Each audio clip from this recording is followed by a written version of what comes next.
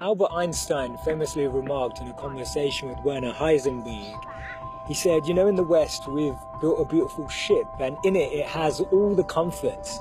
But actually the one thing that it doesn't have is a compass, and that's why it doesn't know where it's going. This paradox of our times was propounded by the Dalai Lama when he said we have wider freeways but narrower viewpoints. We have taller buildings but shorter tempers.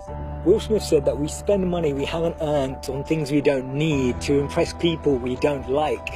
And it's phenomenal how the same technology that brings us close to those who are far away takes us far away from the people that are actually close. 30 billion WhatsApp messages are sent per day, but 48% of people say that they feel lonelier in general. The paradox of our times is that we have more degrees but less sense, more knowledge but less judgment, more experts but less solutions. It was Martin Luther King who said that the irony of our times is that we have guided missiles but misguided men. Have you ever found it perplexing that we've been all the way to the moon and back, but we struggle to start a conversation across the road or across the train? And it's amazing that Bill Gates was known as the top earner in 2015 with a wealth of 79.2 billion, but 1 in 4 CEOs claim to be struggling from depression. And do we actually thrive off this paradox? Is it that this paradox actually makes the media interesting? It's what makes journalism interesting. It's what makes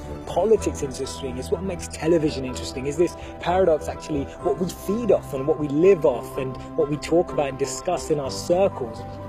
Doesn't it seem that we've tried to clean the air but polluted our soul? We've split the atom but not our prejudice, and we're aiming for higher incomes but we have lower morals. So I'm hearing you ask, how do we bring a change? How do we dissect this paradox that exists in our lives? And it starts by us, each of us, pressing pause, pressing reset, and then pressing play again, taking a moment to become more conscious, taking a moment to become more aware, taking a moment to really reflect on the consequence, the implications of a misplaced word, of an unnecessary argument that we all know we didn't need to have, or to speak to someone just slightly differently, in a different tone, in a different voice, in a different empathy, with a different perspective, just to really connect with people on a different level.